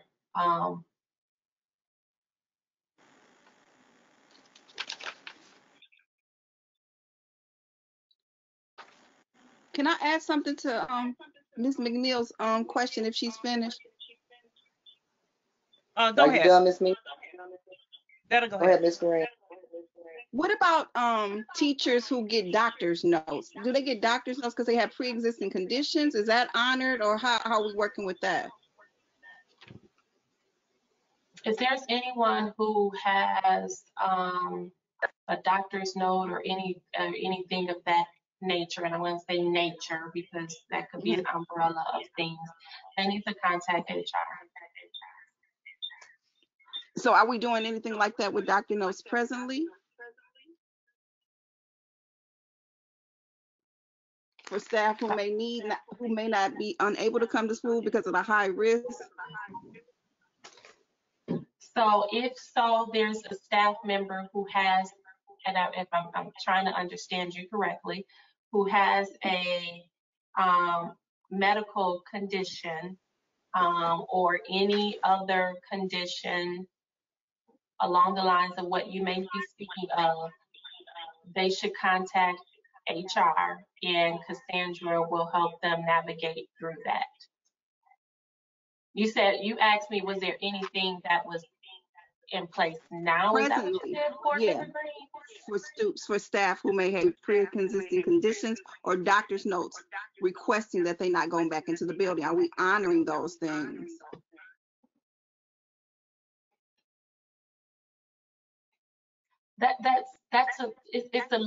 It's a little difficult for me to answer you because it depends on what the situation is. I would just ask them to contact HR, and their HR can help them navigate through that. Okay. I have a different question now, or maybe more like a comment. Okay. CSM. Yes. We've been getting complaints about them since they stepped into our buildings, about their lack of ability to keep our buildings clean. And when the COVID hit and I asked about them having special training to clean our buildings properly under the circumstances of COVID, from my understanding, if I remember correctly, I was told that they're going to be trained, CSM is training their staff to do that. But they can't even clean when just everyday cleaning. I constantly get texts, emails, phone calls about CSM. And this has happened, like I said, previous school year, they just don't do a good job. No teacher should have to go into the building and clean themselves. That's unacceptable. And I don't think, I'm not attacking them, but it's just enough is enough. So I think, need to decide to do something different. CSM is just not getting the job done. Okay. Any other comments? I have comments. Go ahead, Ms. McIntyre. So yeah, I wanted to, I'll try to make them short, to thank Karen Christian for calling in. I appreciate getting that input, and also for Deborah Ronaldo Hopkins for calling in and making those comments. Thank you so much. I do have concerns about the level of input the community has in these meetings. I've gotten contacted by several people who just can't access the meetings, and certainly can't access the commenting section of the meetings. So I'm really worried about I know that people can send an email. I just don't think that that's adequate. And I think that the responsibility lies with us to be more proactive in terms of doing all that we can to remove barriers for the community to participate in a more proactive fashion with these meetings. Even if we go back to face-to-face meetings, I would really, as a new board member, I'd like to see a new era where we have more interaction with the community. And specifically addressing what Ms. Christian and Ronaldo Hopkins said, I'm kind of astonished that what the teachers' concerns aren't taken more into an account. And I really feel that 41% of the parents, while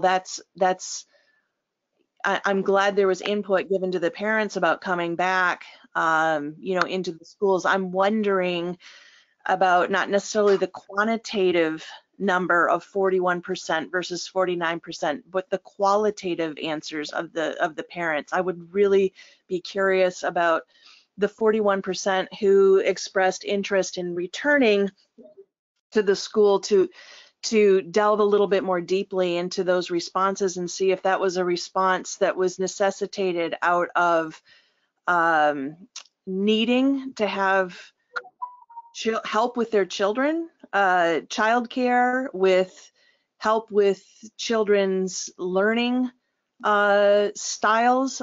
We know that online learning isn't the best, especially in a state of emergency with very little preparation and inadequate resources. But I would wonder if that 41% of parents, if there were other options that we could give them besides returning to the classroom. Maybe they need other types of services that, you know, out of desperation, you know, just returning to the classroom would, you know, they see that as something that's alleviating other things that are problematic. I mean, we do have, you know, students go to school, or our scholars go to school because of access to food, access to having a safe place to be, access to having adult supervision when the parents are working. So all of these things, I'd like to see, again, a more qualitative approach to the response of returning to school, what exactly that means. Does it mean education, or is it these other services that we wrap around our community? And please, let's get more input from, you know, the people who are actually having to do the work, the staff and the teachers. I'm dismayed that teachers have to do their own cleaning. I agree with, you know, some of the other comments. I'm worried. I'm worried about the safety. I mean, there's a lot of answers or questions that I have to this plan that was sort of unveiled. I mean, I appreciate Superintendent Steward's input and all the hard work she's done, but I really would like more information about this hybrid plan. It still has there's still a lot of questions I have, and the dearth of information is really troubling to me. So I'm really uncomfortable with going back, just because, you know, not because of shortcomings on the part of any individual, but because of the state that we're in as a community and as a school district. So thank you, Mr. Woodson, for your input and for all the work you've done on the GISD. We still have a lot of investigation to do. As the newly elected treasurer, I have rolled up my sleeves and I'm starting to do a deep dive into the financials, including, you know, some of the things that I voted no on in this particular meeting. So I welcome community input. I welcome other board members' participation in doing some of this investigation. I don't want to see a continuation of the business of the, you know, I don't want to see business as usual moving forward. This is, like I said, a new era, and I welcome the help and the collaboration of others, but stuff has got to change, including, you know, some of the way that this board has been operating in the past. So I say that with all due respect and with, you know, an open heart moving forward. Thank you, AC Dumas, for recognizing that I am asking questions and trying to do due diligence. And, you know, I know this is a long comment, so I appreciate everyone, their indulgence. I look forward to working with everybody, and I will be contacting several people either tonight or tomorrow, you know, with some of the questions that have arisen out of this board meeting today and moving forward. And please, anyone, fellow board members and public, please reach out to me, because we've all got to do this work together and we've all got to move forward. Thank you. Before we adjourn, would any other board members like to make a comment? Board members, the quorum has been confirmed for a special budget workshop on Thursday, January 28th, 2021 at 5:30 p.m. Please mark your calendars. The board's committee of the whole meeting will be held on Wednesday, February 10th, 2021 at 6:30 p.m. This meeting is adjourned. Good night, everyone.